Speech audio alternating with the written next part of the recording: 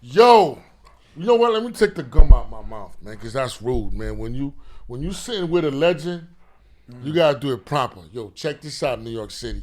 Yo, listen, man. I was in a spot and I saw the homie. I saw Skratch. I'm like, you know what?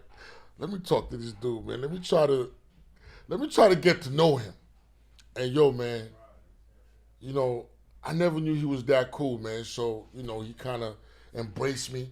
Like, yo, what's up? Give Lisa your number and then we're going to get in touch. Because many people do that and nothing never transpired. So when I got Lisa's number and I hit her up and check this out. I got Al Scratch over here, one of the originators from the 90s, right? You started in the 90s or the 80s? Started in the late 80s. Late 80s. And listen, him and his boy, Big Ill, Big Ill, salute. Joe, Big Ill. man, they had the hood for a minute. They had the hood with a couple of records, and I'm honored to be here right now, especially it's the 50th anniversary of hip hop. To be talking hip hop, rap with a hip hop legend. You know what I'm saying? From Harlem, because I thought he was from Brooklyn, man. I thought it was the other way around, from Harlem, uptown. And I'm excited about this conversation. And but you know how we do, right? Before we get into the guests, we usually talk about what's going on. And when it's a hip hop artist such as Mr. Alfonso. Hold up. Don't worry about this. Yo, listen. I'm gonna call you right back because I'm in a session. I'm gonna call you right back. Mr. Alfonso Constant, right? Alphonse with a silent E on there. Oh, Alphonse. Me, I'm saying Alfonso. Yeah. Well, Alphonse, right? Yes. Constantine or Constant? Constant. Or constant. Yeah. Like a constant word. Yes. Yeah, man. So I had to look up everything. Alphonse Constant, a.k.a. Al Scratch. You know what I'm saying? One of the originators from the Ill and Al Scratch rap group. And now he's here with me. And we're going to talk, man. But normally before we jump into the guests, we talk about what's going on. All right. A situation popped up a couple of weeks ago where Mos Def tried to call out Drake. And he said Drake is not hip hop. Now, as a legend, a lyricist, a person who came from the boom bap era, what do you think about that? I think that first off, when people use words, we gotta kind of be careful. I'm not sure if he was trying to call them out. So when you're trying to call somebody out, I know from our era, you putting them on the spot. You kind of like saying, "Here's a challenge. What's up?" in front of the Stand world. on it. Right. So I if that's what Mos Def was doing, then that's something different. But if he just said his opinion about what it is to him, being from where Mos Def was cultivated from in regards to hip hop, then Drake music might not be hip hop to him. But I will also say that Drake's music to other people, we was just talking about this in the hallway, to the younger generation, that's all they know as hip hop. Some of the pioneers might not even classify things that we hearing as hip hop because it's not representing the culture or the five elements. It's just out there for profit, business, and corporation. Elevation. See, basically. Different generations get it different ways. But in terms of being an artist, how would you grade Drake? It's levels.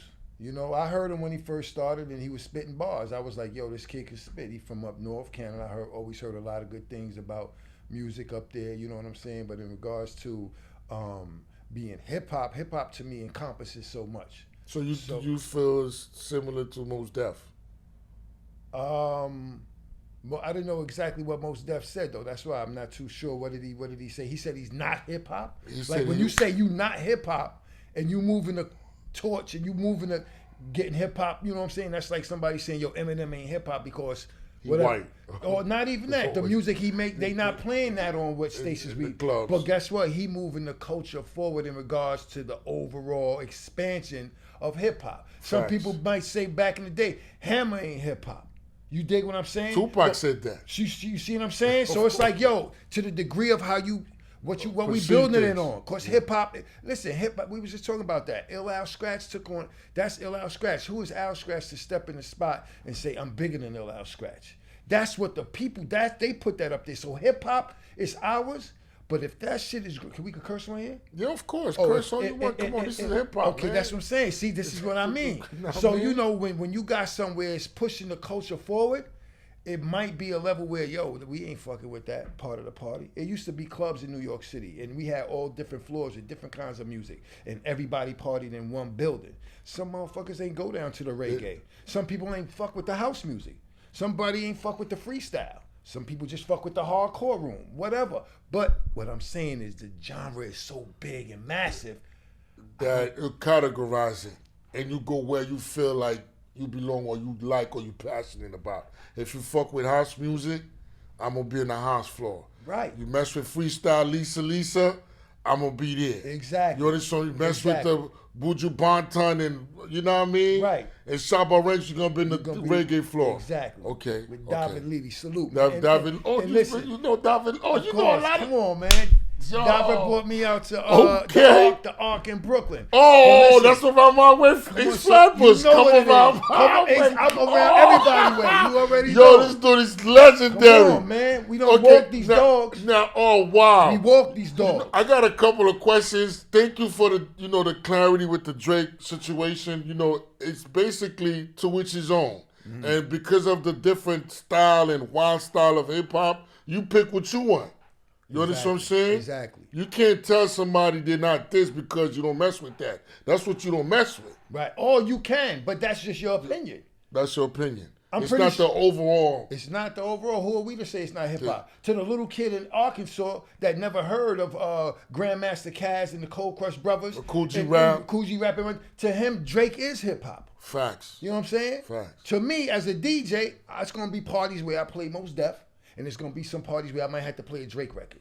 That's just what it is. You DJ now? I'm out now. I'm Al Skratch. Skratch. Skratch. I started off as a DJ. Yo, this is crazy. I have But 5 elements, bro. hold Come up, but on, your man. persona is strictly hip hop, like an artist. Well, you know. You don't have the like. It's levels. It's Wow, always you don't levels, show the man. DJ side. I started off as a graffiti writer. Oh, I used to write Al 1. just like They used K. to Slade. think I was Al 1, Okay. thinking I was alone by myself, which I was alone. You know what I'm saying? I was alone, but I was Al 156 Broadway every day, all day. But I'm upset. You know why? What's up? Because when I look at your bio, I can't find those things. Damn, you gotta put that. I'm multifaceted, but you that's gotta that's what makes for good interviewing. Like you said, I want to get to know the brother. Wow. You see what I mean? It's gonna be in the documentary. Don't worry. It's a lot of history. So you're a graffiti artist. You started as that, and then you started DJing, and then you. So from I DJing, used to boogie. you used to padlock. Come on, bro. Oh my I was God! raised in this culture, man. This is real deal for Yo, me, man. oh man. Okay. So you know what? I got a couple of stuff to ask you, but we're Let's gonna get to as we're coming upstairs because we met downstairs, and you mentioned hard. You said hard hitting Harry. That's your boy because you saw them. You saw an interview I did with him. That's right. Yo, how did you and hard hitting Harry link up? Was it Man. on some DJ stuff or other things? No, Harry used to DJ for the Fugees. Facts. And Fugees came out the same year Ill Al Skratch came out. 94 was a very, very popular year for us. Big year. Big year. So we was all mixing and mingle. We was all just trying to come up, trying to, So we was always in those same circles, those same events, those same, when you having sound check and people just talking and building, and it was always love, man. It Wow. was always love. So what's your relationship with hard hitting Harry now? That's my brother, man. Wow. Listen. Harry, let me tell you how Harry is so inspirational. Of course, Harry be playing everything, B. Yes, He's he does. A super talented He a killer. DJ. Salute to my brother Hard Hitting Harry. But every time he go live, I always try to tap in and check in. Every time I go in, that man always salute me and respect me. Super dope. He just that's something that we don't even speak about. It's just like it's automatic. Super dope brother, man. Yeah, man. As a matter of fact, I'm gonna surprise him with this clip, man. Yeah, man. When he sings, he gonna be like, yo, you see, when you're a good person, you always gonna get some good coming Exactly, man. Your reputation precedes you. Oh wow, yeah, hard hitting Harry. I met him years ago, and he took me under his wing, man. Give me some jewels, man. I didn't even know he did all of that stuff because when I met him, much, man. I didn't know he was the first DJs for the Fugees. I didn't know he He was the PR for Cleopatra. Yeah, I didn't man. know he So was much. the PR for Drew Hill. His wife is all, you know what I mean? It's like, come on. Wow. And it's like, that's my Haitian brother, man. You know Oh, what I'm saying? Come on. so you have a Stop by relationship with the Haitian I mean, community come through on, man. Hard Head Harry. And that's what I was going to tell you. I didn't want to bust your bubble, but yeah, I'm from Harlem, but I was born in Brooklyn. I was born in Bed-Stuy. Right. Oh, wow. Yeah, Chauncey Street, bro. That's Chauncey right there. That's why. Yeah, that's it. No, you everywhere. I'm That's what around Lisa the way. told me. I'm Come around the way. It ain't Come no around Come my on, man. way. It is what it is. Come You around know my- what I'm saying? Wow, that's what Lisa told me. Because sometimes you just be like, I'm from everywhere. I'm Harlem, Brooklyn, Queens, wherever. Exactly. Well, that's dope, Exactly. man. Yep. That's dope. So now, wow. Okay, so this gonna take a whole other flavor. So now it's the 50th anniversary of hip hop. Yes. You a dope MC, man. Thank you, bro. And I see you on the stage. You still perform like you're 20 years old with a lot of energy. What does that mean to you, 50th anniversary? Wow, man, that means that the culture is successful. You know, I know that a lot of people feel like that the culture probably not us, but you know, the corporations felt like this culture wasn't going to be beneficial to them. It was more of a risk factor. Even certain black people didn't believe in it. Absolutely, they didn't. You know, they really did. And you know, to me, it's like the culture, like we were just talking about, is so many different ways where people could not actually just get paid and benefit from it, but we could empower other people. Absolutely. How many brothers and sisters have jobs and placements to where they don't have to do other stuff? They actually working within their own village and community through forms of hip hop. Hip hop is You powerful, know? man. And even though you said like I might, you know, people might label me as a dope MC, but like the DJs too, they gotta get respect. The graffiti artists, the break dancers. Everything has evolved. Yeah, man, but that's what I'm saying. With Hip Hop 50, it's kind of like all of that should be seen. All of it should be, everything should be equal in regards to projected in front of everybody. Let's say, for example, when jazz came around on its 50th year, they didn't just celebrate the, you know, the guy on the flute or the guy on the bass. And everybody has All to elements, be celebrated, man. everything, You know what I'm saying? everyone. Even jazz vocalists. So now let me ask you this. Since I hear your passion, I can feel it. Damn, man, you like a mini KRS-One. Now let me ask you my this. brother. Many people argue that hip hop is older than 50 years old.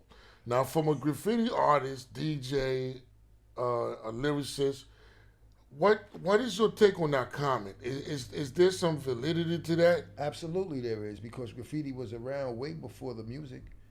The form of music came in the 70s, right? Graffiti was around since when? The late 60s, maybe? Early 70s?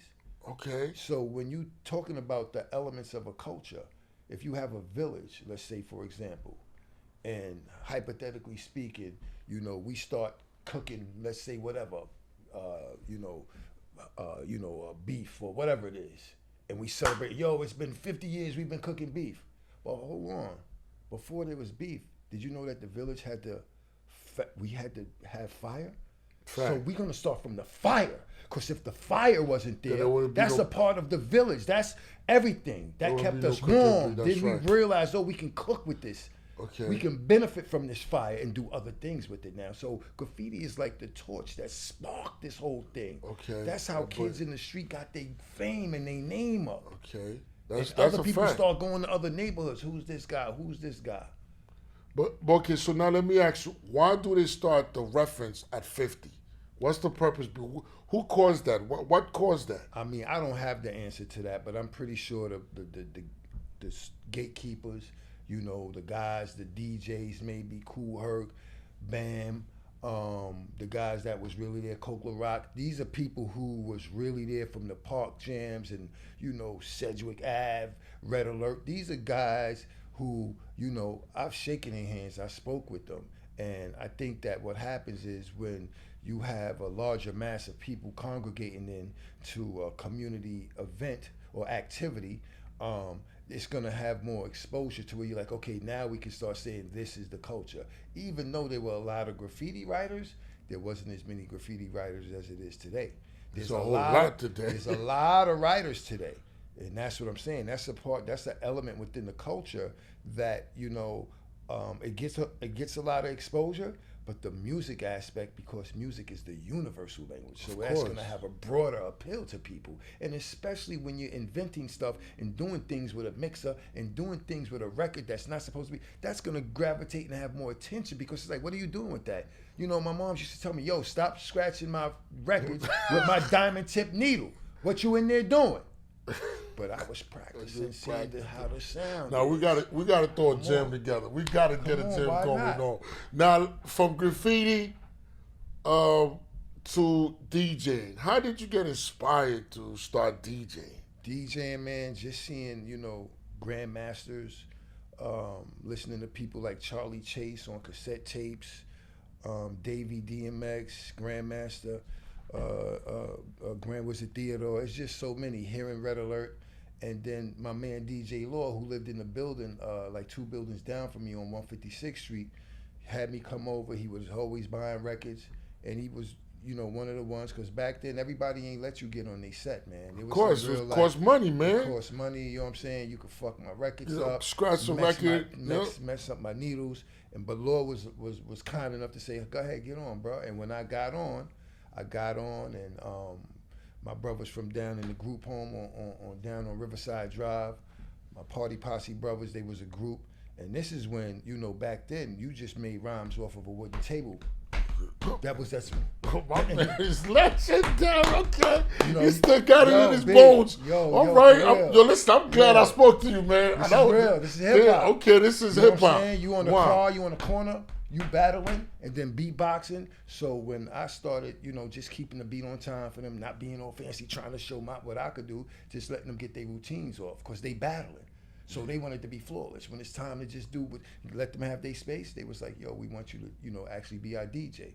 But we don't want you to have no fancy name. So your first name is Alphonse. Hence, we going to just name you Al Skratch. That's a dope-ass name. And I never changed my name, man. Salute to my man, That's Ted a Love. dope-ass name, Al Skratch. Coming home soon, my man, Randy.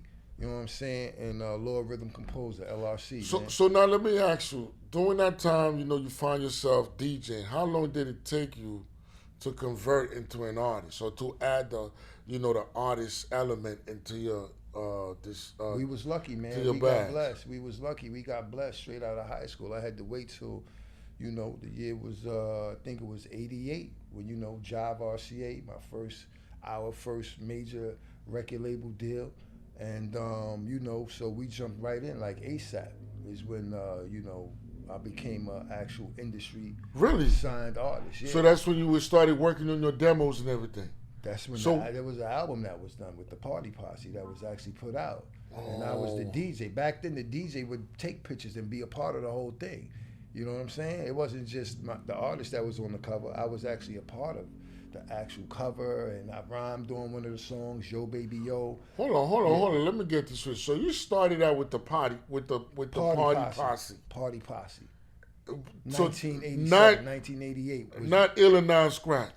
Nah, Illinois Skratch is something that happened after. As you morph into yourself, okay? Yes. Wow, so in '88, y'all got a deal to some record label. Jive RCA. Jive RCA. KRS-One, A Tribe Called Quest, Big Dogs. B. Yeah, Steady B. Big Dogs. PSK, Philly, all that. Oh, man, PSK making this cream. Come on, brother. What the hell that mean? Yeah, okay. Listen, okay. I'll drop a jewel, man, because I don't be dropping jewels, but, you're a good brother. I'm going to drop a jewel. There's a movie called King of New York. Larry Fishburne walks into a place where he's getting some chicken.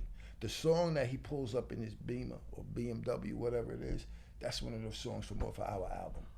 Wow. Jive RCA did that. Oh, when he walked into the restaurant and the little kid is playing they the give game. him some money. Yeah, go get some food. It's called I'm Striving is the song. So when people go back and do their research and their history, they're going to see that, this is real. It's not me. This is like, but I want people to discover on their own. Do your research. There's a lot of history with this guy you have sitting next to you, but I don't want to just disclose it like that. But I was looking up your name online. I was going crazy. I'm like, okay, why this thing always saying Illinois Skratch? I want him by himself.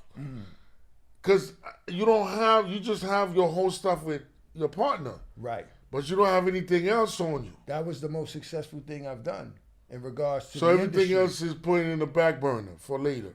Well, it's a part of me. But if, like I said, that's Ill Al Skratch. That has a whole life of its own. That was after, you know, that was after I was in a couple of different groups, swinging the bat, trying to be successful in the industry. But the Ill Al Skratch, It's morphed into something fantastic. it's, you know, according to people, it's legendary. It's classic. Come on, man. You know? You can't say hip hop without saying Ill and Al Skratch, especially I'll take her and with my homies. That's already cemented in history. Wow, man. That means a lot, bro. You can't take it away. So now, moving forward, how did you link up with Big Ill? Big Ill, we linked up in Soundtrack recording studios. Yeah, through Tony Prendat, one of the producers. Okay. And LG. Yeah, LG, which is Beezy Mo B little brother. Easy Mo B brother. Easy, Yeah, I said man. Easy Mo B. Yeah, so Ill was working on a demo, and I had a song out with my other partner, Ted, who was in the original Party Posse, and it was just the Al and Ted experience. All right, because Randy had stepped out of the group, and Lord Rhythm Composer had stepped out of the Party Posse group, but me and Ted still wanted to go. You know what I mean? So it's just a two of y'all now. It was just the two of us, right? Okay. So then me and Ted had this song out called Boom This in Your Vehicle, which had a little video on it. We had got signed through independent label with Mercury Records. And then unfortunately some things happened to where the group kind of fell apart. It didn't fall apart, but you know, my man had to, you know, had to go sit down for a minute. Okay. And you know, we still had an opportunity, but I had did a demo with Ill that, you know, was well received by the label, and since there was a vacant spot in that group, you know, they wanted us to do a remix to the Creep With Me song that we did on his demo. The song was called Creep With Me, and the remix to Creep With Me is We're My Homies. Oh wow. Yeah. History right here. But me and Ill always got along. He was like, "Yo, Al, I fuck with you. That boomness in your vehicle shit is crazy. Your voice is bananas. You know what I'm saying? Yeah, your voice is still good till this day, Get man. on this demo with me." I'm like, "Hell yeah!" Plus, Ill came with that Brooklyn shit that I was like, Yeah, you know what I mean? grimy, like come on, Brooklyn, let's go. Crazy shit. It was that, yeah, you know. So that's how that actually happened. That's how Ill Al Skratch, and that's my brother till today. Spoke to him last week. We still in touch. He's doing great, you know. And I might pull him out, you know, because it's the 30th year anniversary. Okay, I heard you doing some big things. You stay busy. Absolutely. Can that cheddar. Okay. Absolutely. That's good. That's good. So now, 94 came around. Yeah. You just mentioned it. You release Where My Homies, Crippin' Through the Hood. Right. Did you ever anticipate that song was going to be a go-to song in urban America? Never. Never. You didn't say. We thought it was gonna be, when you say come around my way, remember Brooklyn and Harlem wasn't getting along. They're still along. The boroughs was beefing. So I'm just like, yo, this my homie, come around my way. It will come uptown. I'll go to BK, but I was always in BK anyway. But you know, we was just trying to show that borough love. But for that shit to go down the Northeast Corridor, up north, Cali, Midwest, and everywhere else it went, that was not expected. Not from us. You know, just to have Kid Capri and DJ Premier play it on BLS and Kiss was like, oh shit, we in there. Yo, you know what I'm saying? Who came up with the hook? I came up with the hook. LG actually, I mean, that hook was a part of my rhyme. Okay. Because whenever I rhymed, I always had a part of my rhyme where I got a little melodic and try to crystallize. Yeah, you know, I got that from Grandmaster Cash, listening to the tapes and just seeing them harmonize every now and then go back into their lyrics. So I always added that element to it. You know what I'm saying? I'm always trying to give back and acknowledge the pioneers who I learned from and who I was inspired by. Wow, stay right there. You said something magnificent. You said you always trying to give back to the pioneers where you came from, who inspired you. Yes, absolutely. But why is it not like this today? That's a great question, man, that, you know, I don't know if my answer is the right answer, but I know a lot of times when these young motherfuckers don't want to mess with nobody that's older than them. I mean, but you know what? I'm not even gonna say these young motherfuckers. What I will say is this, because it could be any industry, it could be any type of whatever.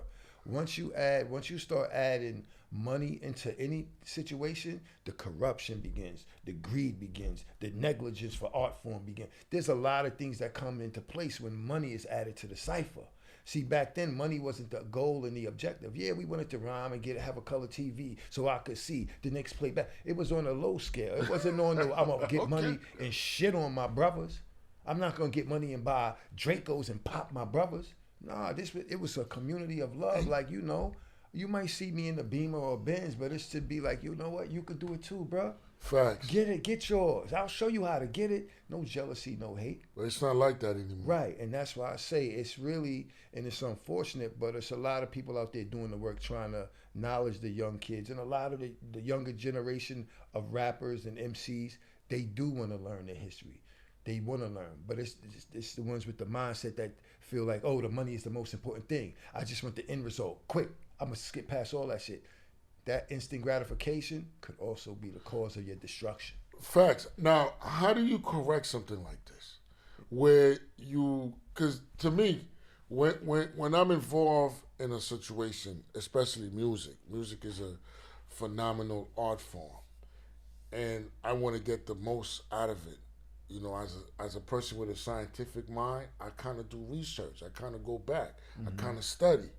So to find out who was doing this way before me and how they were doing it and how good were they doing it, so I could add that to my arsenal. Right. But these days, these young people, they don't want to know nothing about the OGs and how good they were. Because I'm saying to myself, look at these guys rapping. If they sit down and study Cool G rap, Big Daddy Kane, you and your boy, Illinois Skratch, and Dinner Dane, Slick Rick, these motherfuckers would be monsters. Right. Yeah. You know what I'm saying? But they don't want to take the time to study the art. Right. Because what is hip hop? Like Grandmaster Cass said, you take something that was there and you make it your own.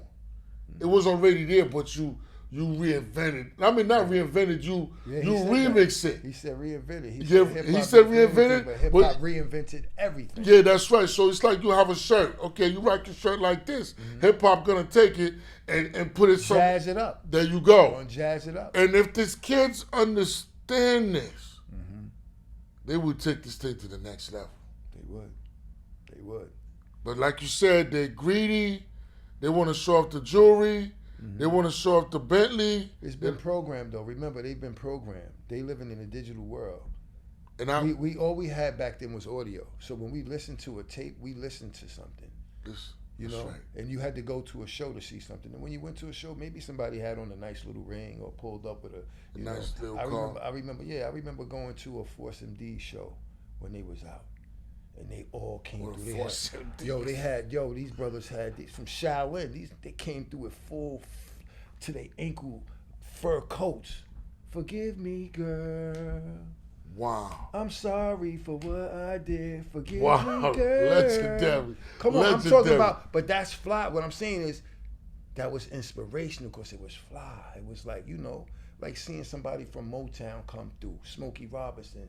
You just gonna look at that and say, yo, that's talent, that's skill. I want to get He wasn't flossing money in your face, even though they probably could have. It wasn't about none of that.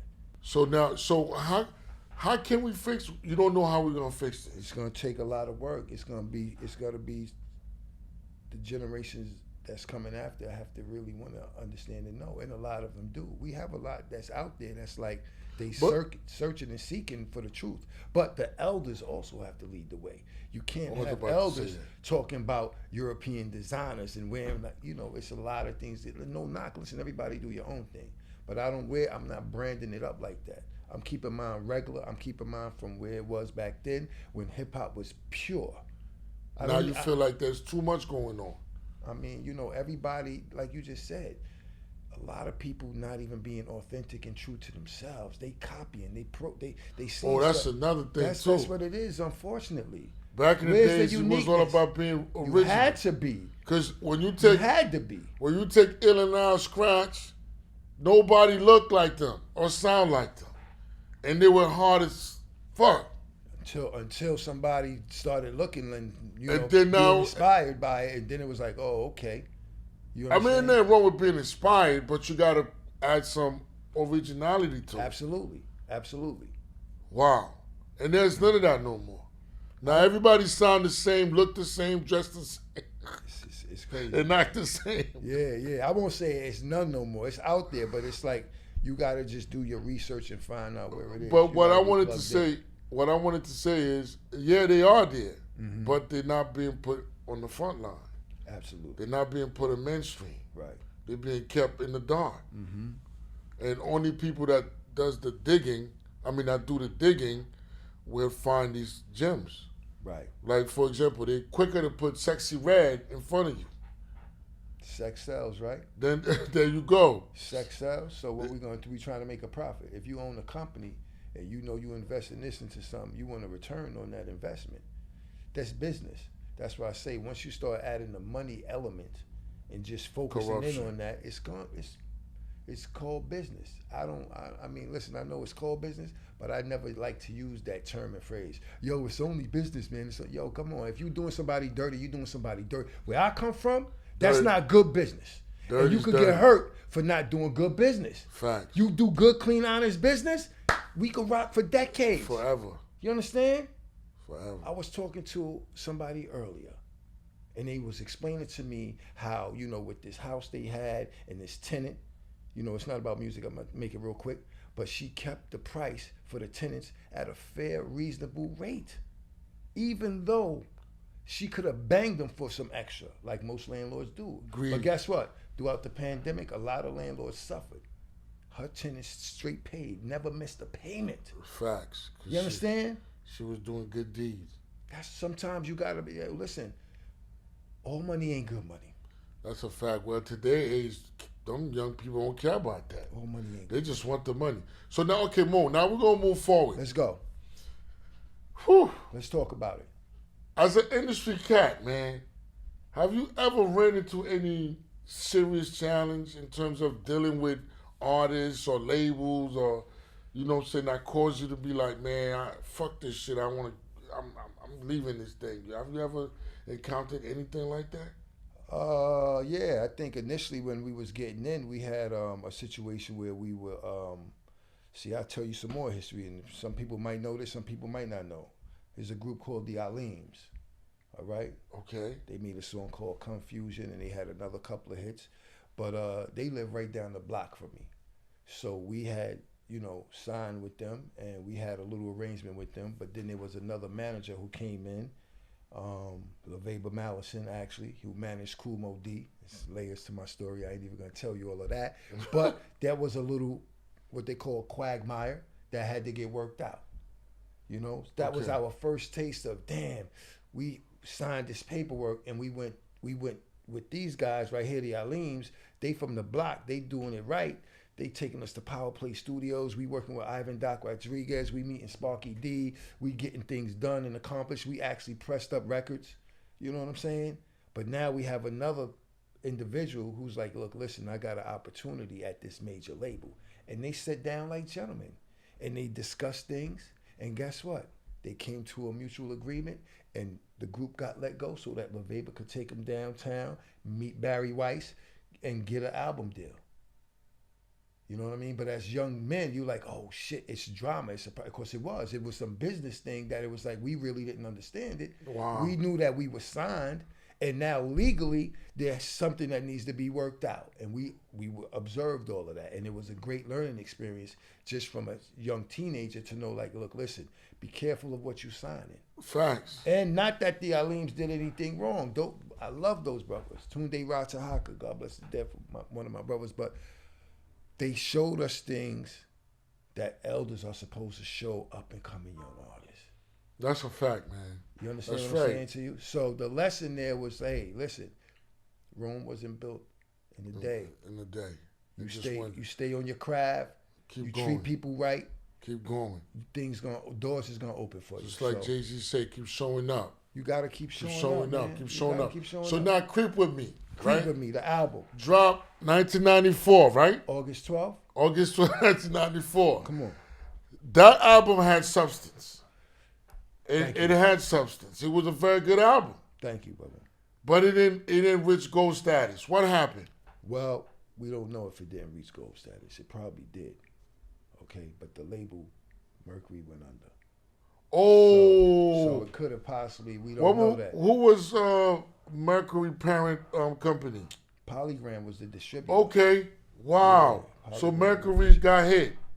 Yeah, they I don't want to say they folded up, but yeah, it was a lot of consolidation going on back then. At that time. A lot of stuff was happening, you know. But that album was actually done all its entirety done in soundtrack recording studios. Great album, man. You know, Tony and LG did a wonderful job on that. We was in the studio listening to stuff that was coming out. Remember, all year people was dropping albums. Snoop, Dre, Puff Daddy. Sound, boom. It was crazy. It was Yeah. it was like being in high school and everybody is just nice in the cafeteria. You don't even That's want to a go fact. back to class. It's like, yo, I'm staying in here. This is like the garden. Everybody's just dope. Yeah, the album had 3 dope songs on it. Chill With That, Creep With Me, and I'll Take Her, man. I'll take her. You feel me? What about With My Homies?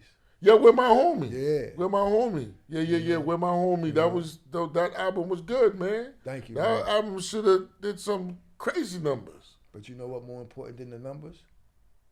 The souls that it touched. That's a The fact. people that it resonated with even That- decades later. Come on, that Huh? song I Take Her still played in the lounge every time we go to a party. That song kick off the party, man. Look Exactly. up and down, I'll take her. Yeah. So now, working in the industry, close to mid-90s, what was the relationship like with Puff Daddy? You had any relationship with him? No, I mean, we ran across each other a few times, but it was no real relationship. Puff did do some remix work for our A&R with one of the young ladies that came out called Gina Thompson. Yeah, Gina Thompson. Gina Thompson, The Things You Do. Yeah. So with Missy Elliott, that's where Missy first got her exposure. So that was the relationship. Oh, that's when she went, he. Yeah, Okay. yeah. Let's See, do it. you know. Of course, I'm studying. You know. So, yeah, because I'm looking at Big Ill, and I'm looking at Puff back in the days. Right? There's a resemblance, man. There was a resemblance. So you wasn't it? think, yeah, man, Puff kind of looked like Big Ill, so you think he kind of snatched his style a little bit? That's not something I said, but that's something that I've heard before. Yeah, You know? especially with the know. curly hair, with the big little, in the hair with the shades. I'm like, the yo, Kangol and them all that, motherfuckers yeah. look alike. Right. Who's stealing from who now? Right. So you heard that before. Yeah, you get that a lot though. You know, people say that I resemble Meth, and You do look like you know what Meth, I'm saying? little Sometimes brother. you sound like Meth or whatever. So they always want to do association, like, oh, this is the next such and such or so. That's normal. No, but what I'm saying is, Big Ill kind of smooth, and then I'm seeing Puffy looking like Big Ill. You know what I'm saying? Yeah. Ain't nothing wrong with that. It's good to inspire. Mm-hmm. So now you chilling, and you guys got a call from Michael Jackson. Yeah. You guys just sitting in your pants like, oh shit. I banged it on him. I thought it was fake. I said, yo, why y'all playing, man? Get the, You lying. Yeah, man. The producer You hung called up me. the phone? I banged it on him like, come on, somebody bullshitting, talking about they want a Michael Jackson record. He called me back. I go, Al, yo, this is the producer. Yo, listen, we here. We in the studio. Like, this is what it is. Can you and Ill come through and do something? It's a new song. We can't send it to you. Boom, boom, boom. You got to come Yeah, down. they don't care about us You because gotta you was come going to do the down. remix. Yeah, for we his ain't know what it history. was. You ain't know what it Wow. was. But, it was like, yo, come on down. We came down. You Did- know? Did you get to see Mike? Nah, I think Mike, at that time, I think they was pulling on him so much and the paranoia or whatever he was. I don't know exactly what he was going through, but I know I think he was, messing with Dick Gregory at the time, and he was trying to keep him like protected and not just, mingling around with so many folk like that. Cause if you could only imagine what that dude was going through in regard course, to of litigation and just, it's crazy, man. That's probably the reason why that song was even developed and made, because he was tired. That message was a powerful message, they don't really man. care about us. He Yeah. was really getting to it. It wasn't about being flashy, the dancer, hot entertainer no more for him. Wow. You know? Wow. Yeah. Wow. Okay. So now you guys moving forward. 1997. Mm-hmm. That album fell flat. What happened? That album was the album that we did we knew what was happening with the label, right? There was a lot of things, not even just with the label, in the industry that was happening. We got in the game to more or less get away from the street element. So when you got people getting shot, Big, Pac, it's taking a turn for where, when you having kids that you bringing into the world, you're not risking, entertaining and doing things out on the road where your family gonna possibly suffer. In addition to labels going under, consolidation, technology was changing, the bootleggers was going crazy, the money shit, it was fucking up the money. It was a lot of dynamics, you know what I mean, that just made the exit while we was kind of, some people say on top or whatever, but like it was like, you know what, stage left, man, y'all have this shit for now. Okay. Because when you from the culture and you of the culture, you don't have to play the board game that they want to play. You could jump back in and do it how you want to do it, if you feel up to it. So, out of the two of you guys, who decided to just say, you know what, I'm walking away from this? Nah, we both. Oh, both of y'all? Yeah, we both. Me and Ill is 50. That's my, that's the homie, B. So twin. We ain't never did nothing where I remember there was one time, and I won't go into it too deep, but back in the days, you ran with an entourage, and I had a whole bunch of people come through to support us at a show. And something happened where whoever, whatever said, your boys ain't getting in. And I said, then we ain't doing the show. And my brother stuck with me. He ain't know these dudes. It's our first show. He ain't know. He was like, yo, my man ain't we not doing it. And then things got worked out, and then everybody got in. But what I'm saying is when you got somebody back like that and you ain't got a question, we'll talk about it after, like, yo, you wild out, man, or whatever it is. But that united front, we always had that. You know what I'm saying? Wow. We never had issues with no money, no nothing. It was always 50-50. It was always like, yo, how we gonna move? We gonna move this way with it? All right, let's move this way with it. And we on one accord. Okay. Okay. So, listen, we spoke about a lot of things, man, and you blowing my head up, man. This is like an encyclopedia. Dang. So much information. Mm-hmm. Now we move in a different phase of this hip hop thing. Mm-hmm. You got all these young girls, doing their thing.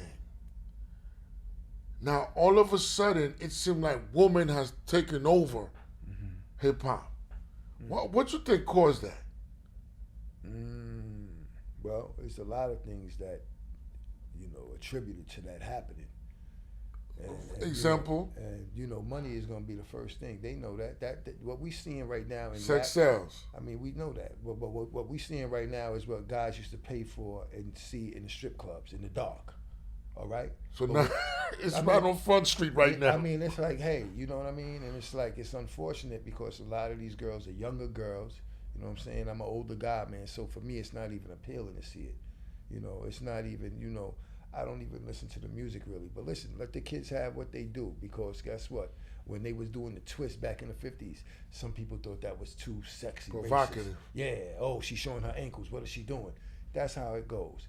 But having your ass cheeks out and all like that, that's not my cup of tea personally. I like my women a little more sophisticated, covered up. You know what I mean? Just classy. You know what I'm saying? So and people like, like Moni Love and Roxanne and Queen Latifah, okay. MC Light. That's more like Lauryn Salt Hill. and Pepper. Like, you know what I mean? Rhapsody. These are women who I would sit down and really get insight on their mind through their lyrics. You said Rhapsody? Rhapsody is this generation. Yeah, but guess what? She's not out there doing that thing where funky stuff. Yeah, you know what I mean? Bahama Deer, Lady of Rage. These are sisters who could teach Yo-Yo. They could teach the younger girls. They could really let them know. But like you said, a lot of times it falls on deaf ears because guess what? If you have a carrot in front of the horse, he's going to still chase that carrot. They don't know no better. And your entourage, too. Your people around you. You got to have good people around you, Let you do all kind of stupid shit to go viral. Come on, man. I'm not knocking the hustle, though, because I don't want nobody to think I'm hating on the young girls doing it. Get your thing, man. Just, for me personally, and to come to this culture, I'm looking at things a lot different. You've been around, Harlem. I've been around the block Brooklyn, a few times, man. Bronx. Queens, okay, so Queens, Staten Island, you Long everywhere. Island. And now we got Ice Spice. Yeah. Performing. Right. And I see her perform. Every time I see her, she performing, all she does is turn around and show her ass. What do you think about that? I don't think about that. You don't care about because that? I'm a grown man. I can't. No, I'm not saying in terms of the look. No, I know. I'm saying in terms of the presentation. No, it's not. That's what I mean. That's something that as an older man I don't do it, but as a younger man, if I wanted to, I would go into a strip club and see that. There's no that I don't have any that does not attract. I understand what I'm saying in terms of the creativity of the art form, in terms of her creativity.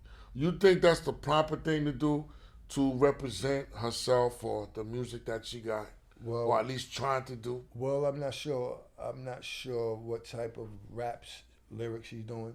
I think it might be appropriate because I know one of her songs is the Munch song or whatever it is. So she's talking about things that's pertaining to sexual activity. So therefore, I guess you have to visually, stimulate. Me, I'm more of a creative. So I'll give you a double entendre, and I'll do something where, I'll say come around my way, and at the beginning of the video, you might see me rolling dice and my boots coming to give you, instead of saying come around my way, another way visually, I'm going to stimulate you and think outside of the box to draw the viewer in and say, you know what, he could have did it this way, but he did it that way. And make you think, more like a director's approach. Okay. You know what I mean? Just being a little more creative and unique with it. Okay, now we're going to stay there. As a creative, you and your boy, Big Ill, produce I'll Take Her. I'll Take Her, yeah. With Brian McKnight. Right. Who idea was that? That was LG, Large Guard, man. Oh, that was the producer's idea. That was Large Guard, LG, man. Yeah, man. He sampled the piece off of the EPMD joint, Jane, right? Okay. Now, let me tell you how we flipped that like that. It give you a good example, because on that record, they talking about getting busy with two chicks, right? That's why he said she was fly, haircut like Anita Baker, looked up and down, said, I'll take her. So he just took the looked up and down, said, I'll take her. Creativity. So, right. Oh, man. So back then, there was some songs out, no knock on anybody, where some females felt as though they were being disrespected. A lot of misogyny in the rap game when it came to men, male and female. So me and Ill thought, yo, listen, why don't we flip this in a way where we could talk to some older women?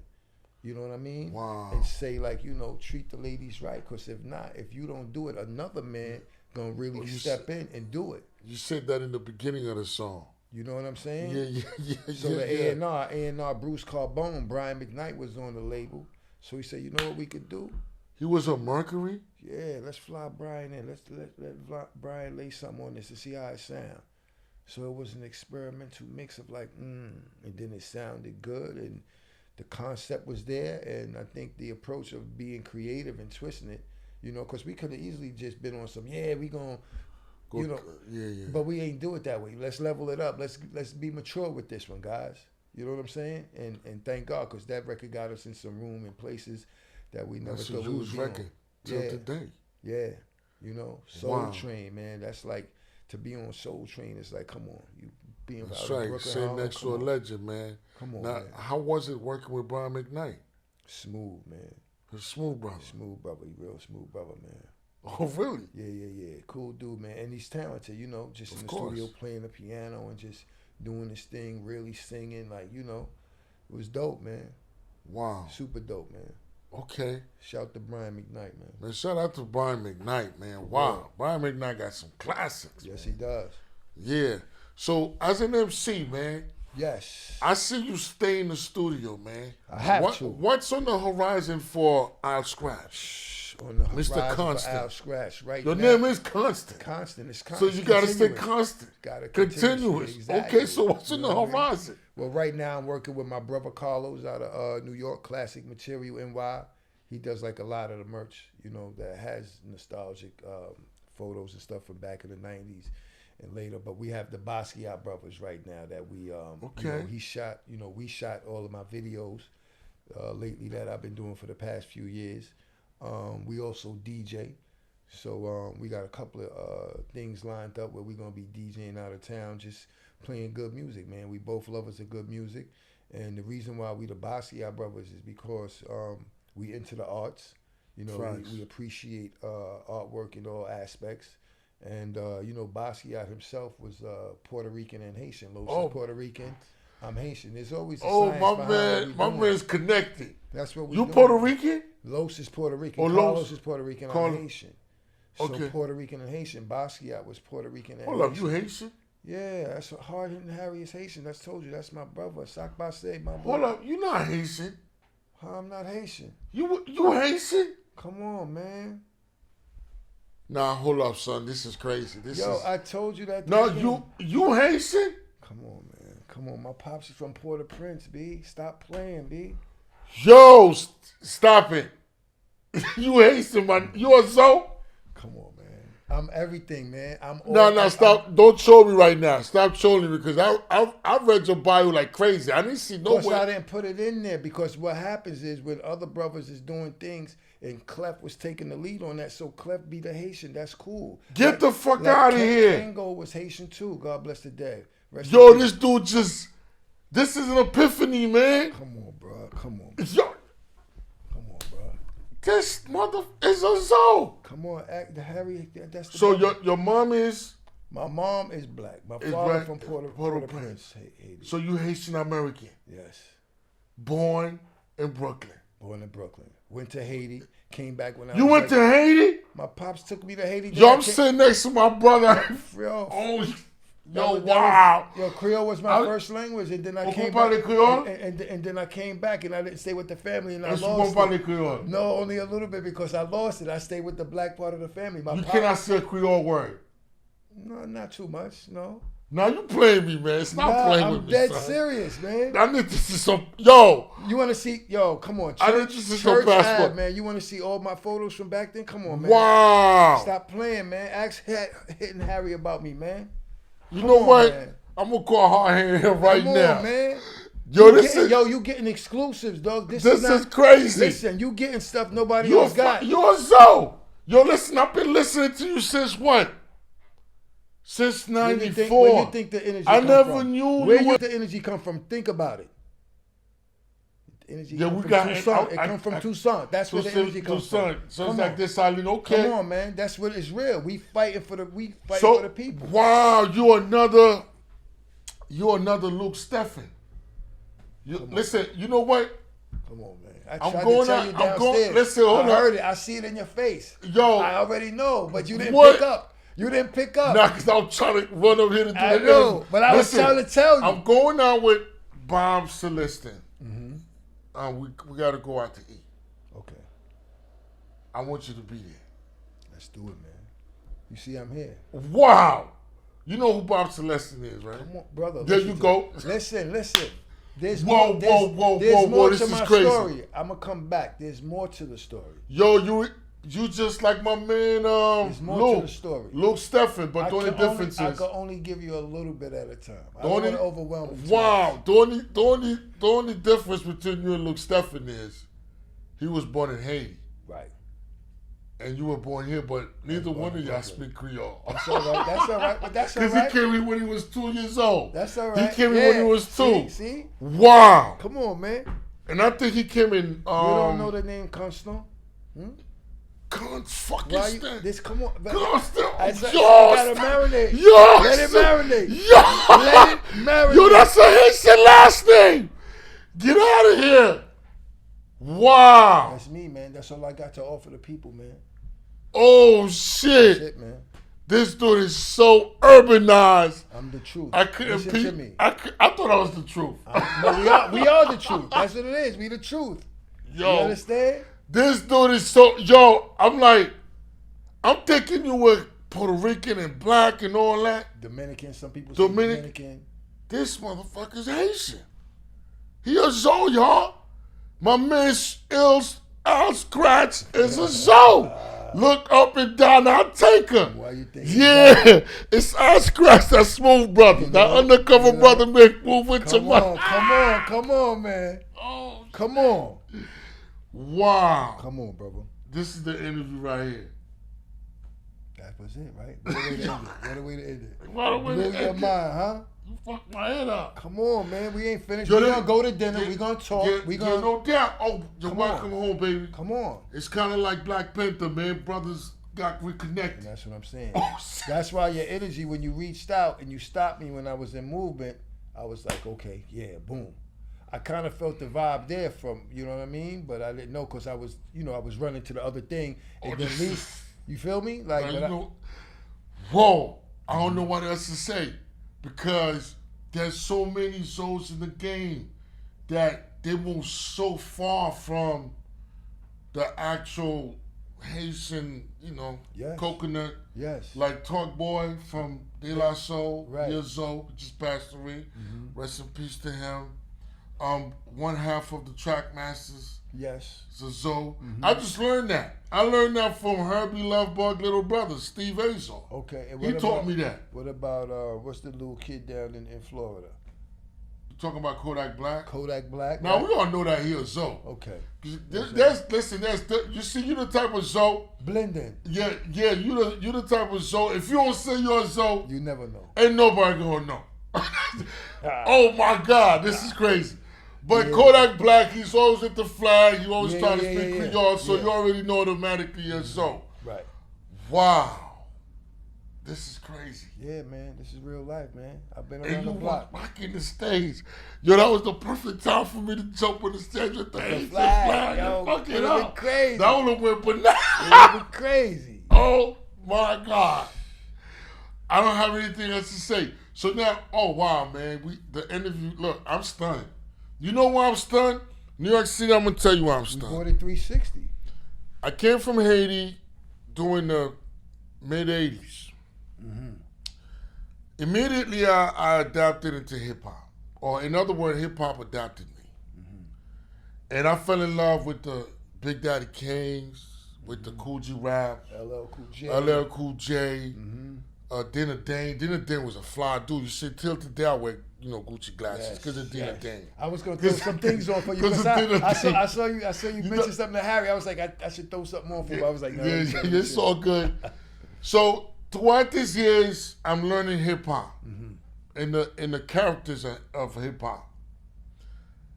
And in '94, during the '90s, this dude had one of the biggest records in the hood in urban America, and he rapping on it. I never knew that was a Haitian rapping. And to sit next to this dude right here, and this shit just went 360. Exactly. This is crazy hip hop. It doesn't get any more hip hop than this. And mind you, and I wanted to be a rapper my damn self. Right. See? And I never left it alone. I used to be in front of the mirror with my brush. You know what I'm saying? This is your boy DJ Scripz, Coolie this, whatever. Just trying to be like that. Right. Now, what you think the message is behind this? Right? I gotta reflect on this. I know, but let me let you know what it is, bro. Everything happens for a reason, man. And do you not think that hip hop is that revolutionary spirit that cannot be stopped? Yo. No matter what? No matter what, Hold brother. on. No matter what, it cannot be stopped. Wait till my man E. I'm telling you, man. It's real. Wait till my man E hip hop point of view hear this. Listen, man. You know we He only gonna sit. we only direct descendants of our ancestors. I really. Whoa. That's why it's spiritual. It's beyond. It's big. That's why I say I can't get in the. This is not me. Cause I felt something too, man. When I approached you at that Ralph McDaniel joint, I felt something bigger than me. And then when you showed me love, I'm like, yo, I'm finally gonna get to interview this dude. And cause I was excited inside my head. So I didn't want to bother you after that.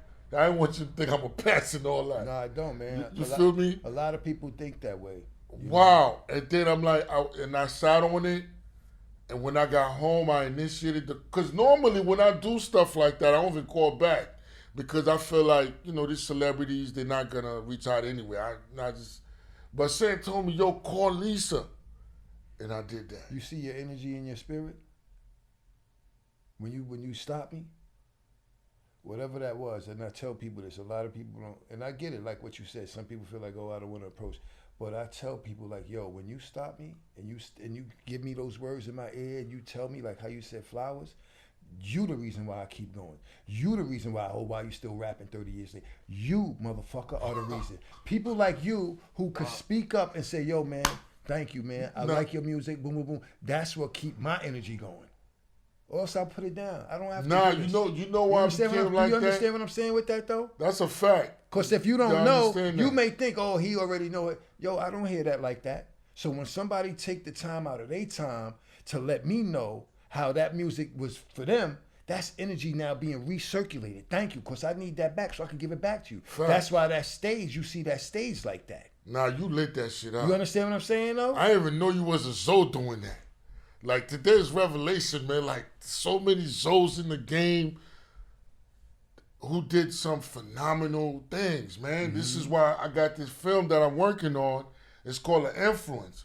What it is it's basically giving flowers to Haitian and Haitian Americans who contributed so much to the to the urban fabric, Absolutely. urban society. In terms of doctors, Lawyers, artists, lawyers, everything. we helped build this. Absolutely. You know what I'm saying? So we have to mention that. And acknowledge them. Yeah, we have to acknowledge that. We have to. to acknowledge the people like you, because a kid like me, if I knew you were Haitian back in the 90s, I would have went berserk. Listen, I did a show in Prospect Park. The Zoes was out there. They went crazy. My cousins, all of them. You know we run deep. Oh, We don't listen. We run deep. deep. They went crazy. Yo, bro. Yo! Had to be, listen, police escort away because they went crazy. Nah, the Zoes is very, They cheer for very you. They prideful, went, very passionate, very, man. very.